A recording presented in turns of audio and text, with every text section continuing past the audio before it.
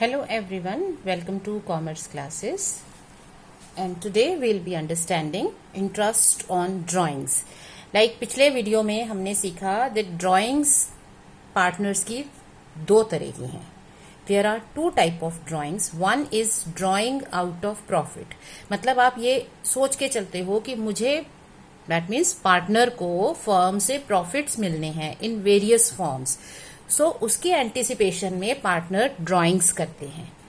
और सेकंड है drawings out of capital. Capital मतलब जो पैसा उन्होंने एज अ कैपिटल इन्वेस्ट किया वो उसमें से पैसा निकालना चाहते हैं, बिजनेस में अपनी कैपिटल कम करना चाहते हैं. Now when we calculate interest on drawing तो ये होती है ड्राइंग्स आउट ऑफ प्रॉफिट के लिए, क्योंकि जो कैपिटल की ड्राइंग्स हैं वो कैपिटल में एडजस्ट हो जाएंगी और कैपिटल के इंटरेस्ट को अफेक्ट करेंगी. बट जो ड्राइंग्स हमारी प्रॉफिट में से हो रही हैं उन पर इंटरेस्ट चार्ज हो सकता है. लेकिन कैलकुलेशन से पहले we need to understand certain rules. Like number 1 is interest is charged on drawings out of profit. तो ये तो पॉइंट मैंने लास्ट वीडियो में भी आपको समझाया है, ठीक है. सेकेंड है interest on drawings is charged at the rate specified in partnership deed. मतलब interest on drawing as a right firm नहीं ले सकती. इंटरेस्ट ऑन ड्राइंग तभी चार्ज होता है अगर इसके लिए पार्टनरशिप में कोई क्लॉज है. That means if there is no partnership deed. अगर पार्टनरशिप डीड नहीं है, आपने डीड ही नहीं बनाई, देन नो इंटरेस्ट. ठीक है. Now in case you have a deed but there is no clause for the same. आपने पार्टनरशिप डीड में इंटरेस्ट ऑन ड्राइंग का क्लॉज नहीं लिखा, उसमें नहीं लिखा इंटरेस्ट ऑन ड्राइंग चार्ज करना है, then again no interest on drawing. So interest on drawing तभी आएगा जब आपके पास पार्टनरशिप डीड हो, चाहे रिटन हो या ऑरल हो, और उसमें क्लॉज हो कि कितना इंटरेस्ट ऑन ड्राइंग होगा या किस रेट पर इंटरेस्ट चार्ज किया जाएगा.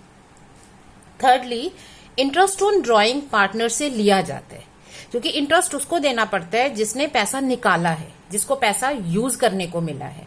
सो ड्राइंग्स में क्या है, फर्म से पार्टनर ने पैसे निकाले हैं, सो वो पार्टनर पैसा यूज कर रहे हैं, सो इंटरेस्ट पार्टनर को देना है. सो interest on drawing is charged from the partner. So partner को ये देना पड़ेगा, इसलिए इसे डेबिट किया जाता है पार्टनर के कैपिटल और करेंट अकाउंट में, क्योंकि इंटरेस्ट उनको कैपिटल को उनकी कम कर देगा. सो ये करेंट अकाउंट में लिख सकते हैं या कैपिटल अकाउंट में, depending upon the type of capital accounts that you are having. अगर आपके पास फिक्स्ड कैपिटल्स हैं तो आप करेंट अकाउंट बना रहे हैं साथ में, so in that case interest on drawing current account में जाएगा. बट अगर आपकी फ्लक्चुएटिंग कैपिटल है तो आप सिर्फ कैपिटल अकाउंट बनाते हैं जिसमें सब एडजस्टमेंट्स कर देते हो, तो वो कैपिटल अकाउंट में एडजस्ट हो जाएगा. लास्टली इसे P&L एप्रोप्रिएशन में क्लोज करेंगे. सो फर्म के लिए ये इनकम है, सो फर्म इसको P&L एप्रोप्रिएशन अकाउंट में क्रेडिट कर देगी. सो एंट्रीज क्या हो गई इसकी, आपने पार्टनर से इसे चार्ज किया, सो उनकी कैपिटल और करंट अकाउंट बैलेंस कम हो जाएगा. सो करंट अकाउंट और capital account debit to interest on drawing, क्योंकि ये फर्म के लिए इनकम है. सो एज एन इनकम इसे P&L एप्रोप्रिएशन में क्रेडिट कर देते हैं. इसकी जगह आप एक सिंपल एंट्री भी कर सकते हो, बिकॉज इंटरेस्ट ऑन ड्राइंग आपका क्रॉस जा रहा है. So you can directly charge it from the partners. So उनके कैपिटल अकाउंट में चार्ज कर दिया और अपने P&L एप्रोप्रिएशन अकाउंट में इसको क्रेडिट कर दिया as an income. So it is up to us कि हम इसे किस तरह से रिकॉर्ड करते हैं, 2 एंट्रीज करते हैं या सिंगल एंट्री कर सकते हैं. फाइनली इंटरेस्ट की कैलकुलेशन बेस्ड होगी किस पर, rate as well as time. मतलब कितने टाइम पीरियड के लिए ये ड्राइंग्स पार्टनर यूज कर रहे हैं, उस पर इंटरेस्ट की कैलकुलेशन बेस्ड है. सो जब भी आप इंटरेस्ट कैलकुलेट करोगे, इंटरेस्ट ऑन ड्राइंग अभी हम कर रहे हैं, but later on interest on capital भी आएगा, इंटरेस्ट ऑन लोन भी आया था, तो इसमें टाइम पीरियड का बहुत ध्यान रखना है कि अगर पार्टनर ने पैसा विड्रॉ किया तो उसको कितने टाइम के लिए यूज किया. तो ये टाइम पीरियड क्या होगा, from the date of withdrawal, कि किस डेट को पैसा निकाला, अप टू ईयर एंड. क्योंकि अगर आपने एक बार पैसा निकाल लिया तो उसे आप ईयर एंड तक अपने पास रखते हो, यूज करते हो. सो जितने टाइम के लिए पैसा आपके पास, जितने मंथ्स के लिए और पार्ट ऑफ मंथ्स के लिए आपके पास रहा, वो आपको इसमें इंटरेस्ट के लिए यूज करेंगे सो इंटरेस्ट की calculation rate as well as time पर बेस्ड है. फॉर एग्जाम्पल अगर आपका अकाउंटिंग ईयर है से अप्रैल 2019 टू 31 मार्च 2020, सपोज इसमें पार्टनर ने 1 जून को पैसा विड्रॉ किया. इसका मतलब जून, जुलाई, अगस्त, सितंबर, अक्टूबर, नवंबर, दिसंबर 2019 और उसके बाद 2020 में जनवरी, फरवरी, मार्च. So how many months? 1 2 3 4 5 6 7 8 9 10. So 10 months के लिए इंटरेस्ट चार्ज करेंगे. ये मंथ्स के लिए भी होगा और पार्ट ऑफ मंथ के लिए भी होगा. सपोज आपने ड्राइंग की 15 जनवरी को. ओके, सो आपका half of January 2020, half of January, फरवरी और मार्च, क्योंकि आपका अकाउंटिंग ईयर एंड हो जाएगा 31 मार्च को. सो अगर आपने मिड जैन में विड्रॉइंग्स किए हैं तो आपका half month of January and then Feb and March.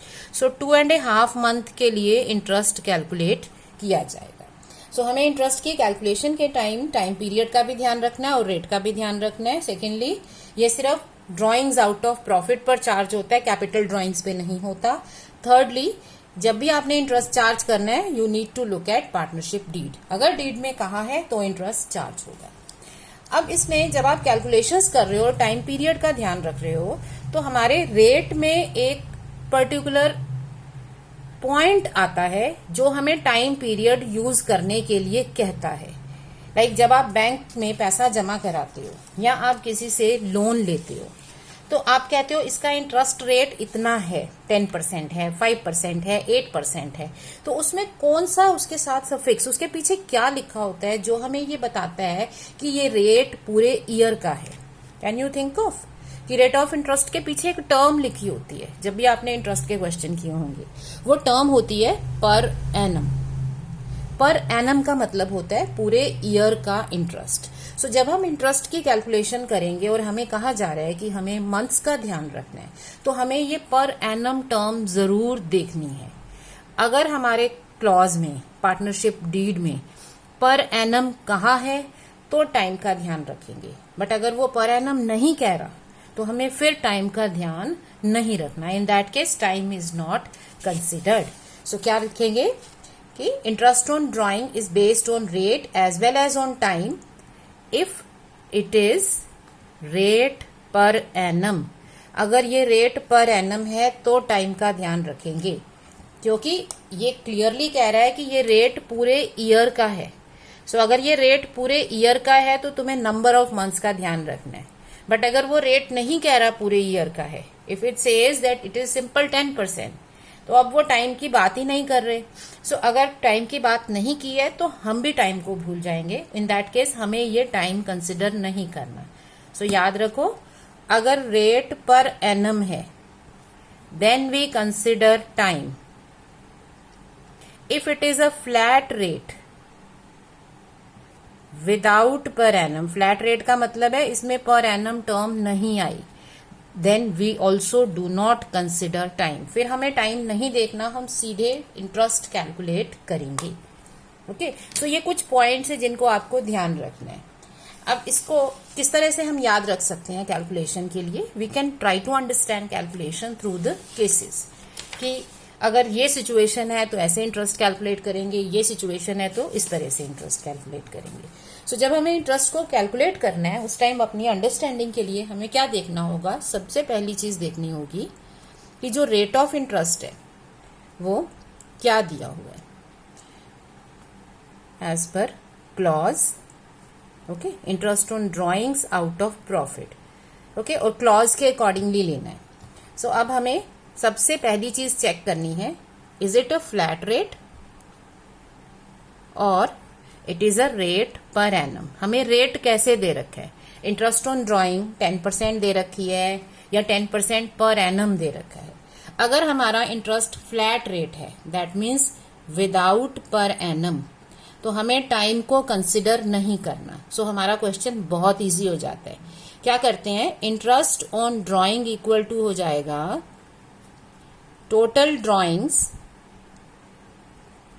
Into rate of interest on drawing upon 100। सीधे। अब हमें टाइम नहीं देखना क्योंकि कहा ही नहीं है कि टाइम देखो।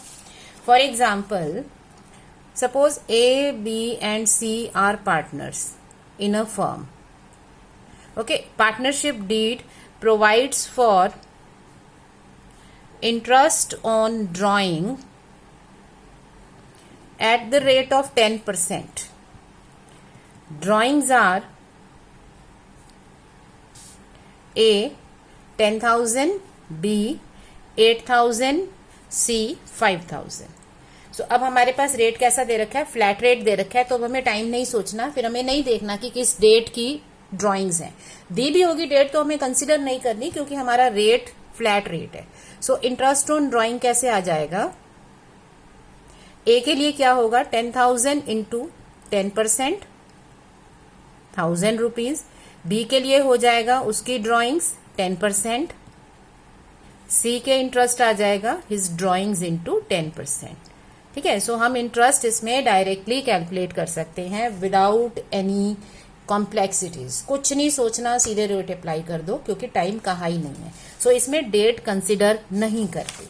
ओके, सो इसमें हम लिख सकते हैं डू नॉट कंसिडर डेट। इसमें डेट कंसिडर करने की जरूरत नहीं है क्योंकि रेट पर एनम नहीं है। इसका ऑपोजिट केस क्या हो जाएगा, अगर रेट पर एनम है, मतलब 10% की जगह 10% पर एनम है। अब क्या करेंगे, अब हमें पर एनम का मतलब है हमें टाइम भी देखना है। सो टाइम तो हम तभी काउंट करेंगे ना जब हमें टाइम बताया होगा। अगर हमें क्वेश्चन ये कहेगा कि ए ने ड्राइंग की मार्च में और बी ने ड्राइंग की जुलाई में और सी ने ड्राइंग की अगस्त में, जब हमें टाइम बताएंगे तो हम टाइम कंसिडर करेंगे ना। सो इसमें दो केसेस क्या बन जाते हैं कि टाइम कंसिडर तो करना है बट टाइम दिया है ये चेक करना है। सो इसमें क्या है, time of drawing is not given, अगर हमें टाइम नहीं दे रखा। और सेकंड केस क्या है, time of drawing is given, कि टाइमिंग दे रखी है। अब अगर टाइमिंग नहीं दे रखी तो जब टाइमिंग नहीं दी होती तो हम एक एवरेज पीरियड मानते हैं क्योंकि हमारा पूरा फुल ईयर है 12 मंथ्स का। सो उसका हाफ पीरियड का इंटरेस्ट ऑन एन एवरेज कर लेते हैं। पूरा ईयर है 12 मंथ्स, मतलब ओपनिंग से लेके एंड तक, जब बिगनिंग ईयर शुरू हुआ पूरे 12 मंथ्स उसमें है और जब ईयर फिनिश हुआ तो पूरा ईयर खत्म हो चुका है, तो उसमें हमारे पास कोई टाइम पीरियड 0 मंथ बचे। सो एवरेज हो गया 6 मंथ्स। सो हम एवरेज 6 मंथ्स का इंटरेस्ट इसमें लेते हैं। सो इंटरेस्ट ऑन ड्राइंग क्या हो जाएगा, total drawings into rate into 6/12। सो 6 मंथ्स के लिए हाफ ईयर का इंटरेस्ट इसमें चार्ज कर लेंगे, एज्यूमिंग कि ये एवरेज पीरियड का इंटरेस्ट है क्योंकि डेट नहीं दे रखी।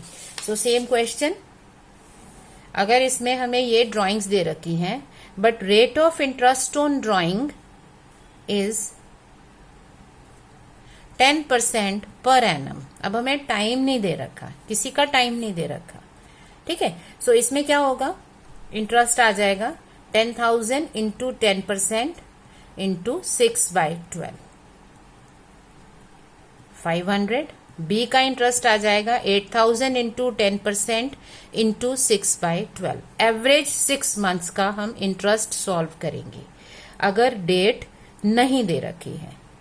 ठीक है, सो ये आ गया हमारे इंटरेस्ट। रेट पर एनम है या नहीं है, पर एनम नहीं है सीधे रेट अप्लाई कर दो, कुछ नहीं देखना। पर एनम है तो डेट चेक करो, डेट नहीं दी 6 मंथ्स इंटरेस्ट डायरेक्ट। सेकंड है, अगर हमें टाइमिंग दे रखी है, मतलब date of withdrawal is given, in that case हमें सिंपल वे में कह सकते हैं कि हमें टाइम का ध्यान रखना होगा। तो जब भी इंटरेस्ट कैलकुलेट होगा, सो इंटरेस्ट ऑन ड्राइंग आ जाएगा हमारा total drawings into rate into number of months upon 12, कि कितने मंथ्स के लिए ये ड्राइंग्स यूज हुई हैं। सो एक सिंपल केस मैं लेती हूँ, सपोज हमें अब इसमें रेट ऑफ इंटरेस्ट दे रखा है 10% per annum A has withdrawn amount say on 1st जुलाई, पूरे 2019-20 में 1st जुलाई को उसने ड्राइंग की, तो ए का इंटरेस्ट कितना आ जाएगा 10,000 इंटू 10%। अब जुलाई में अगर आप ड्राइंग कर रहे हो इस ईयर के अंदर, तो टाइम लाइन में क्या है 1 अप्रैल 2019 से 31 मार्च 2020 में आपने 1 जुलाई को ड्राइंग की। सो कितने मंथ्स आपने यूज किया, जब जुलाई में पैसा निकाल लिया तो आपने उसको अपने पास जुलाई, अगस्त, सितंबर, अक्टूबर, नवंबर, दिसंबर, जनवरी, फरवरी, मार्च, 9 मंथ्स आपने इसे अपने पास रखा, 9 मंथ्स के लिए इसे यूज किया। सो अब आपको 9 मंथ्स का इंटरेस्ट इसमें देना होगा। ओके, सपोज बी ने विड्रॉ किया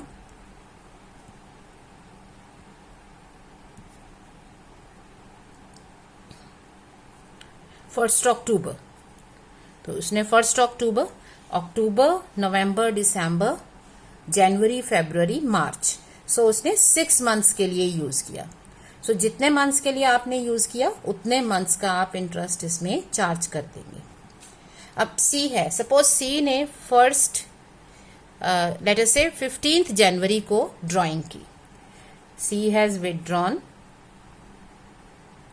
ऑन 15 जनवरी, तो अब कितने मंथ्स आ जाएंगे इसके, सी का इंटरेस्ट कैसे सॉल्व होगा। ओके, एक इसमें बी का अमाउंट 10,000 ड्राइंग से लिए, सपोज सी की ड्राइंग्स हैं 5,000 रुपीज। ओके, सो अब सेम सी का अमाउंट कितना आएगा 5,000 into 10% for how many months, कितने मंथ्स हुए, जनवरी हाफ मंथ बचा, February and March, so 2.5 month, 2.5 month upon 12। अब इसको सॉल्व कर दो, सो 500 इंटू, ये सॉल्व होके हो जाएगा 5/2 इंटू 12, राइट। सो ये आप इसे सॉल्व कर सकते हो।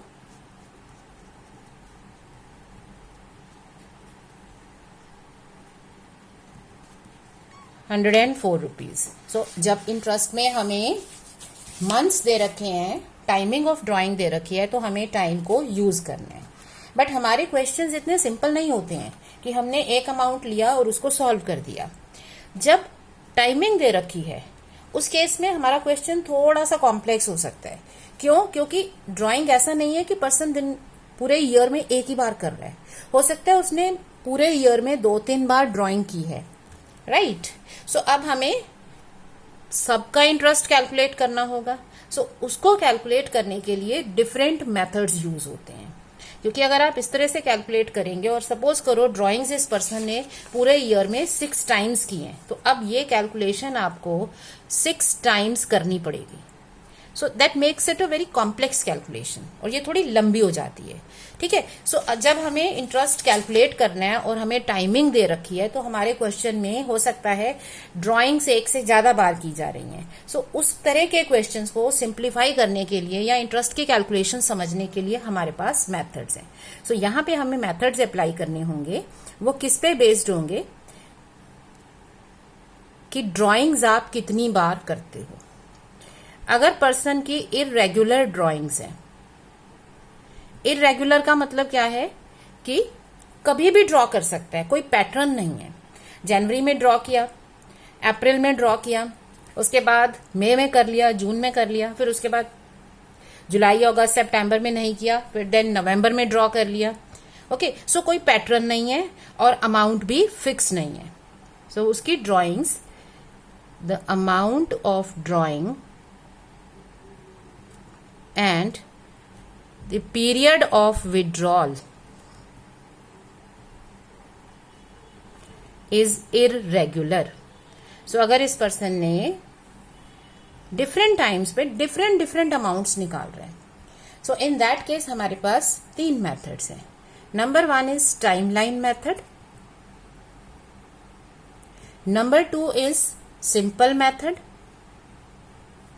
जब आप टाइमलाइन मेथड समझ लोगे तो आपको सिंपल मेथड और प्रोडक्ट मेथड समझना आसान हो जाएगा। It will be easier to understand. ये 3 केसेस हैं इसमें अपने क्वेश्चन को सिंप्लीफाई करने के। सेकंड है रेगुलर ड्राइंग्स। सो अगर आपके पर्सन की ड्राइंग्स, पार्टनर की ड्राइंग्स रेगुलर हैं, that means amount of drawing and period of drawing is uniform. Uniform मतलब एक जैसा है, तो इसमें अमाउंट भी सेम निकालेगा और पीरियड भी उसका सेम रहेगा। So may be the person is withdrawing 1000 rupees every month in the beginning, or he is withdrawing 1000 rupees every month at the end, or every quarterly। ठीक है, एक पैटर्न है, यूनिफॉर्मिटी है, सेम अमाउंट निकलेगा और same time distance पे निकलेगा। Every 2 months the person is withdrawing. उसने 1 अप्रैल को विदड्रॉ किया, मई में नहीं किया, जून में विदड्रॉ किया, जुलाई में विदड्रॉ नहीं किया, अगस्त में विदड्रॉ किया। सो पैटर्न फॉलो कर रहा है, रेगुलर है, सेम अमाउंट विदड्रॉ कर रहा है और हर बार सेम टाइम पीरियड पे, सेम टाइम डिस्टेंस पे विदड्रॉ कर रहा है। सो इन दैट केस, ऑल्दो ये तीनों मेथड यहां भी एप्लीकेबल है, ये आप समझोगे बाद में जब हम क्वेश्चन करेंगे, बट इन तीनों का सिंप्लीफाइड फॉर्म क्या है? एवरेज पीरियड मेथड, क्योंकि हमारे पास एक पैटर्न आ गया जिसको हम एवरेज कर सकते हैं। So average period method use कर सकते हैं, बट इसकी कंडीशन क्या है? Amount is uniform, amount of drawing is uniform, number 2 the period of drawing is regular, मतलब रेगुलरली ड्रॉ करेगा। अब वो रेगुलर पीरियड मंथली भी हो सकता है, बाई मंथली भी हो सकता है, क्वार्टरली भी हो सकता है, कोई भी पीरियड हो सकता है, बट रेगुलरिटी होनी चाहिए। ठीक है, इस केस में हम एवरेज पीरियड मेथड लेते हैं, और जब हमारी ड्राइंग्स अलग अलग हैं और बहुत सारी हैं तो हम 3 मेथड्स में से कोई भी फॉलो कर सकते हैं। सो इस चार्ट के अकॉर्डिंगली इंटरेस्ट के कैलकुलेशन के केसेस क्या बने? We have 4 cases. This is case 1, simple, easy to understand, easy to solve। Case 1 क्या है? If the rate of interest is a flat rate, मतलब इसमें पर एनम नहीं है, हमें टाइम नहीं देखना, तो जितनी भी ड्राइंग्स की हैं, जब भी ड्राइंग्स की हैं, हमें सीधे उस पर रेट ऑफ इंटरेस्ट अप्लाई करके अमाउंट कैलकुलेट कर लेना है। This is case 2। यहां पे 2 केसेस में स्प्लिट हो गया ना। सो ये केस अलग है, इसके आगे कुछ भी पैटर्न नहीं है, इसको सीधे लेंगे।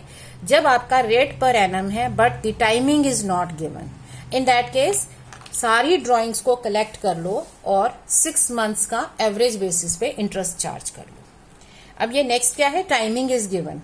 ठीक है, पर एनम भी है, यहां पर आते आते क्या हो गया? पर एनम भी रेट आ गया और टाइमिंग भी गिवन है। अब यहां क्या करना है? हमारे इस केस के 2 पार्ट्स में स्प्लिट ड्राइंग। सो केस 3 और केस 4, 4 केसेस हो गए। ठीक है, केस 3 में हमारे पास डिफरेंट मेथड्स हैं, केस 4 में हमारे पास डिफरेंट मेथड्स हैं, but first 2 cases are simple. So interest की कैलकुलेशन हमें किस तरह से करनी होगी? इंटरेस्ट की कैलकुलेशन हमें केस वाइज करनी होगी। सो आप कैलकुलेशन के लिए केस 1 क्या लेंगे? Case 1 is when rate of interest on drawings is given as flat rate without per annum। याद रखो, per annum के बिना है। सो इस केस में interest on drawing is calculated as total drawings into rate of interest upon 100। Okay, so for example अगर हमें दे रखा है A has withdrawn say 5,000 rupees on 1st June, 2,000 rupees on 1st October and 6,000 rupees on 1st January from his firm। Calculate interest on drawing if rate of interest is 10%। Simple. अब अगर ये flat rate है, हमें कुछ नहीं देखना, हमें क्या करना है, इंटरेस्ट ऑन ड्राइंग कैलकुलेट करना है सीधे ड्राइंग्स के ऊपर, total drawings. So total drawings कितनी हो गई, 5000, 2000 एंड 6000, 13000 इंटू 10%। ओके, सो ये हो गया 1300 रुपीज। सो जब हमें फ्लैट रेट दे रखा है सीधे कैलकुलेशन होगी, ज्यादा कुछ नहीं करना। सेकंड केस कहाँ आता है, सेकंड केस आता है जब रेट पर एनम है पर टाइम नहीं दे रखा। ठीक है, जब फ्लैट रेट है तो हमें टाइम देखना ही नहीं है नहीं है हमें फर्क नहीं पड़ेगा, क्योंकि यहां कहीं टाइम का जिक्र नहीं है। सेकंड केस में रेट तो पर एनम है लेकिन टाइम नहीं दे रखा। जब पर एनम होता है इसका मतलब होता है कि हमें टाइम देखना है, लेकिन टाइम दिया ही नहीं है तो हम कैसे करेंगे। ठीक है, सो सेकंड की कंडीशन क्या हो गई, when rate of interest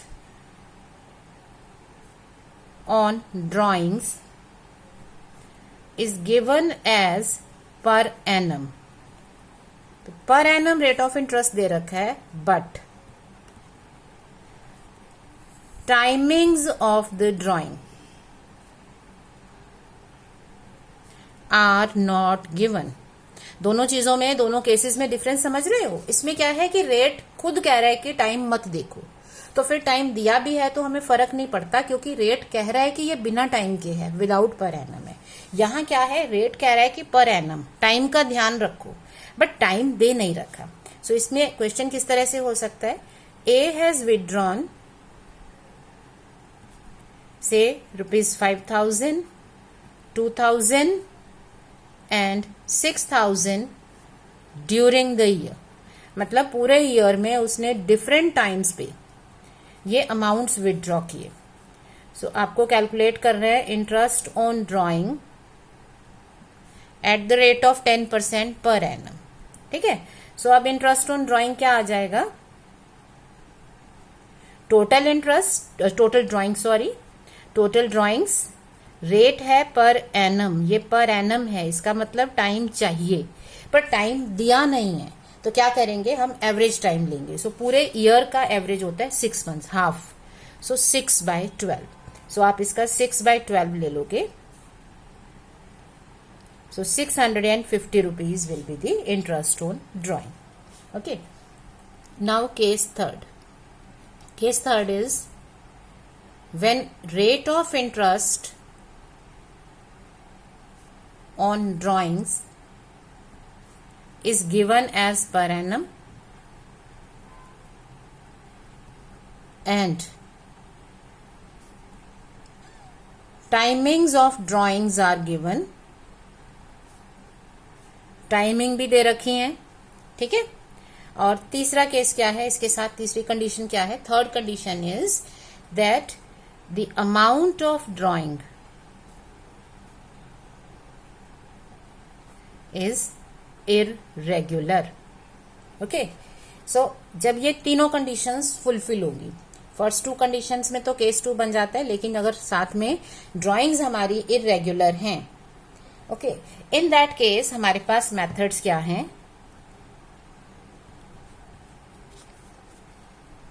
amount of drawings as well as timing of drawings. ठीक है, नाउ मेथड्स इसमें क्या क्या आ गए, method A is timeline method, मतलब हम टाइम लाइन पर देखेंगे कि ड्राइंग्स कैसे कैसे मूव कर रही हैं। सेकंड है सिंपल मेथड, और थर्ड है हमारा प्रोडक्ट मेथड। ओके, सो ये 3 मेथड्स इसमें हम स्टडी करेंगे, ये एक साथ एक ही एग्जाम्पल से करेंगे। नाउ केस 4 इज थर्ड के साथ ही है, same conditions, rate of interest is given as per annum and timing of drawings are given, timing भी दे रखी है, and thirdly amount and time of drawing